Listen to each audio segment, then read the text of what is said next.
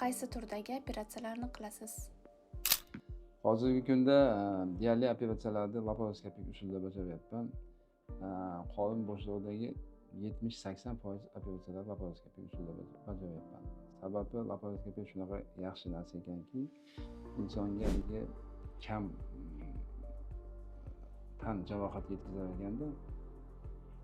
yetkazar ekan, mehnat qobiliyatining tiklanishi juda ham tez bo'lar ekan. Shuning uchun qorin bo'shlig'idan boshlaydigan bo'lsak, masalan, qorin oldi devoridan boshlasak, kindik gvijalarini laparoskopik usulda qilyapman. Qorin oq chizig'i gvijalari bo'ladi. Qorin oldi devorida, yon devorida gvijalar bo'ladi. Shularni hammasi laparoskopik usulda. Bundan tashqari cho'g'alar bo'ladi. Ko'proq erkaklarda kuzatiladi. Bularni ham laparoskopik usulda bajaryapman.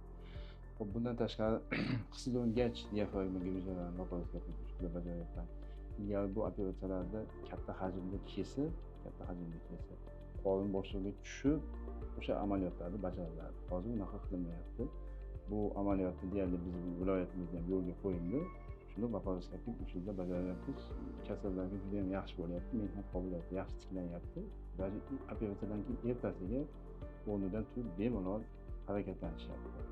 Xo'p, undan tashqari hozirgi kunda semizlikka qaratilgan, ya'ni bariatrik operatsiyalarni bajaryapman. Qandli diabetni ikkinchi turi bo'ladi. Ikkinchi turiga qaratilgan operatsiya amaliyotlarini bajaryapman. O't yo'llari, o't qopidagi amaliyotlarni bajaryapman. Jigarda oladigan bo'lsak, jigarda ya'ni jigar kistalari bo'ladi. Jigarda oddiy salitar kistalari, ixnokokoz kistalari bo'ladi. Jigar abseslari. Bularni ham hammasini ochmasdan laparoskopik usulda bajaryapman. Bundan tashqari ingichka kasalliklari bor, yo'g'on ichak kasalliklari bor. Mana apenditsni ham laparoskopik usulda bajaryapman, kesmasdan. Xo'p, bundan tashqari ginekologik operatsiyalarni ham qilib turaman. Tuxumdon kistalari bor. Bundan tashqari bachadon nayidagi muammolar bor. Bachadon nayini bekilib qolishlari, bachadondan tashqari homiladorliklar kuzatilib keladi shunaqa. Bularni ham laparoskopik usulda bajaryapman. Proktologiyani ham amaliyotlarni qilib turibman. Masalan, tashqi va ichki bavosillarni qilyapmiz. Anorektalni oqma yaralar deydi, switchlar deydi. Bularni ham hammasini shu malignivaziv usulda amaliyotlarni bajarib kelyapti. O't qopidagi toshlarni eritsa bo'ladimi? O't qopidagi toshlarni eritsa bo'lmaydi. Biz mutaxassis sifatida aytamiz, mana biz jarrohlar o't qopidagi toshlarni eritishga qarshimiz. Nima uchun deng?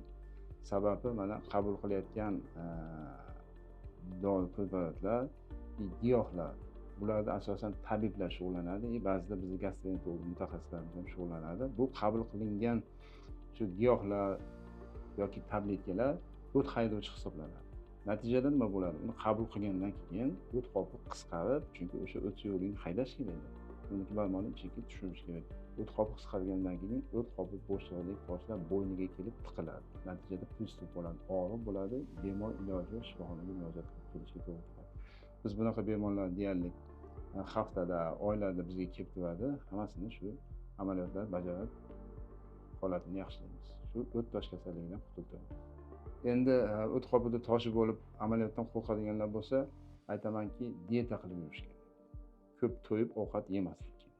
Yog'li, qovurgan ovqatlarni yemay yurish kerak. Shunda ma'lum bir vaqtgacha bezovta qilmasligi mumkin. Lekin yana mutaxassis sifatida aytamanki, qo'rqishni keragi yo'q. Hozirgi kunda mana zamonamiz rivojlanganligi sababli mana shu amaliyotlarni kam invaziv usulda qilyapmiz. Mana oldingi so'zlarimda ham aytib o'tdim, ochmayapmiz. Insonni qorin bo'shlig'ini ochmasdan o'sha kichkina tirqishlar orqali o't qopining ichidagi tosh bilan olib tashlayapmiz. Bu amaliyotga vaqtida kelsa 20-30 daqiqa yetadi. Shuning uchun qo'rqishni keragi yo'q. Bizga kelib murojaat qilsa bo'ladi.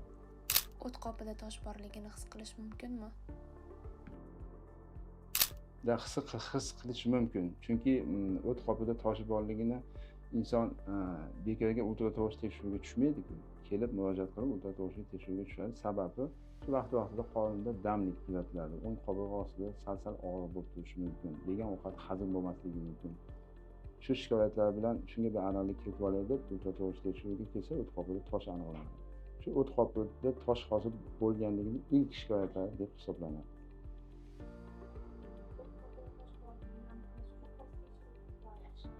Hozirgi kunda eng yaxshi tekshiruv ultratovush tekshiruvidan yaxshisi yo'q. Chunki ultratovush tekshiruvida toshga bemalol aniqlik kiritish mumkin. Ultratovush tekshiruviga tushilsa, inson ultratovush tekshiruvda shu tosh akustik soya beradi.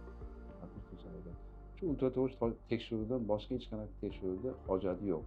Ba'zida o't tosh kasalligini asorati kuzatiladi. Bu asorat ya'ni o't qopidagi toshlar o't yo'liga o'tib polidoxolitiyasi, mexanik zarirlik, o'tkir pankreatitlik, yengli xolangit degan asoratlar kuzatilsa, shunda MRT xolangografiya degan tekshiruv bor. Shu tekshiruvni qilsa maqsadga muvofiq bo'ladi.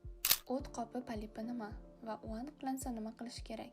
O't qopi polipi bu yaxshi sifatli o'sma hisoblanadi. Bu ko'proq onkologik kasalliklarning turkumiga kiradi. O't qopida agar polip aniqlansa, biz mutaxassis sifatida aytamizki, uni oldirib tashlash kerak. Nima uchun? Chunki u o't qopidagi polip ma'lum bir vaqt o'tgandan keyin malignizatsiya degan asorati bor, ya'ni saratonga aylanish xavfi bor. Shuning uchun shu asoratlarning oldini olish maqsadida o't qopini olib tashlagan maqsadga muvofiq deb aytamiz.